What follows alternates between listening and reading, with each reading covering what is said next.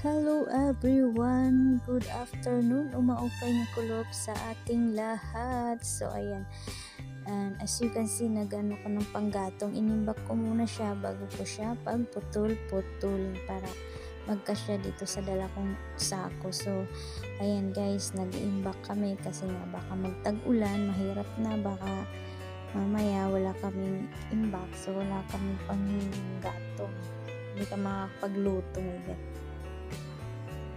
Parang lamgam lang, kailangan mag-imbak. So ayan, thank you everyone for watching this video. Don't forget to subscribe and click the notification bell para updated po tayo sa ating mga videos. So for those subscribing my YouTube channel, thank you for more subscriber. I hope, sana, and God bless for everybody.